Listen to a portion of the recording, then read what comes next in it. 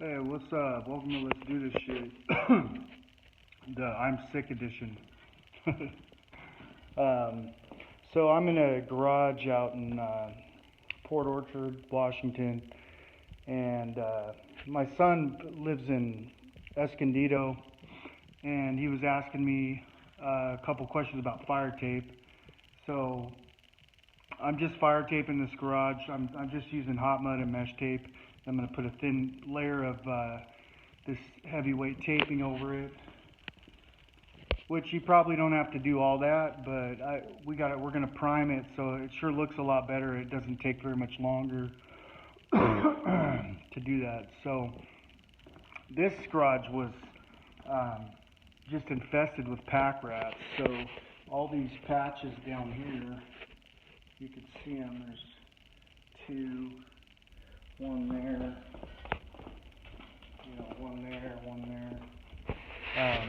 They hide all kinds of weird shit. Tinfoil, lids, wrappers, string, and their poop, it looks like rabbit poop, kind of, it's bigger. So I think that's where they were getting in there. And anyway, this is a, pretty hammered up garage, but try to give you an idea of what I do. So I chipped out everything, all the blemishes. So this was a kind of a blister where the sheetrock was busted out, and then so what I did is I took a razor knife and I carved out all anything that's really loose you want to carve out. And then for step 2, you just take a piece of tape. I got this tape. This tape's laid out for this. This was a stress fracture. When they redid the panel, they pulled the sheetrock off, and then somewhere in there it got busted in half a little bit. So the same thing up here, chip out any or cut out any loose, drywall. Take a screw gun and find where the stud is, and just seat it back down onto the wall so it's tight. Anything that's loose up here I cut out. There's a miss here I gotta address, but basically you're trying to get the sheetrock re-secured if you're redoing a garage. So or repairing a garage. Over here we had some more pack rat sign, whatever, and some water. So I cut all that out. What I do is I'll take a piece of sheetrock. Say I'm doing a patch. I'll find like the biggest one, the tallest one. Like this is 6 inches tall. This piece of rock right here. So what I'll do is I'll find which one's the biggest. Then I'll go through with I can either do it with a pencil, or I can just take my this thing, you guys know what this is, and then I'll set it down right on the wall. Let's say there was a flaw here, down here. I put it up against the wall, tight, and then just cut around it. Take that piece of sheetrock out, and then that one will fit in there. If you can't go stud to stud, I use these end clips. I've showed you guys these before, but if you don't watch, all my crap, then it's not a big deal. I have a hard enough time watching it. I'm just joking. So basically, this would go here. If this piece was the existing wall, you tuck it behind there, and then you screw it in. You'd screw it in right here. And then if you were button up a piece, your new piece, here, I'll just show you a demo real quick. So let's say this is my new piece. It'd probably be easier to show you on the wall, but I already did them all.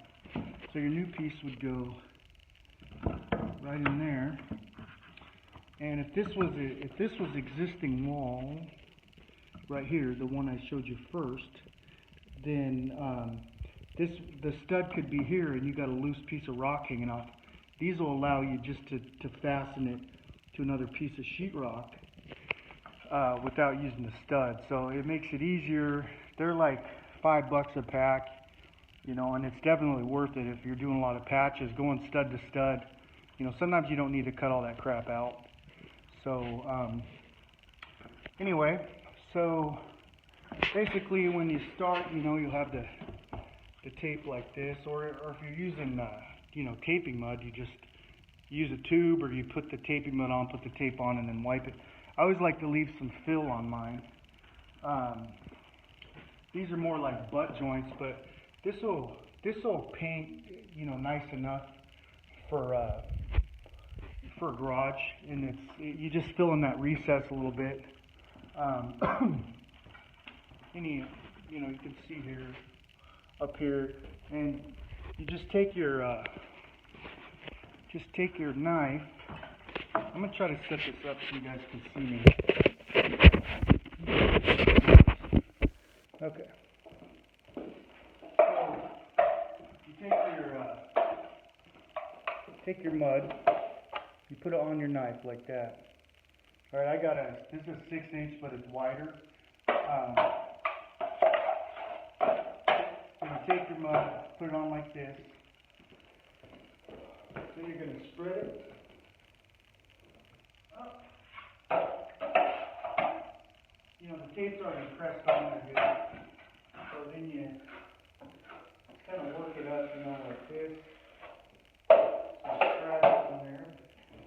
Put a little bit more mud where it needs a little bit more. And then just pull it.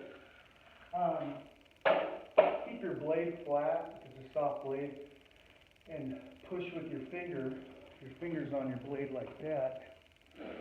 Just push on it, you know. So it kind of bends. Pull. If you want to leave mud on, you just hold it more steep and pull.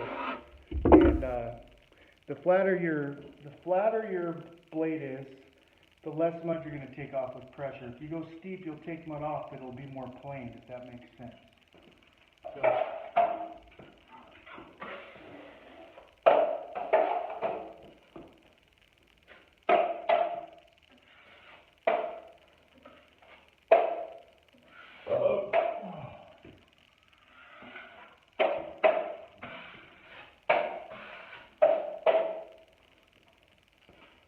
bam, that's how you do it.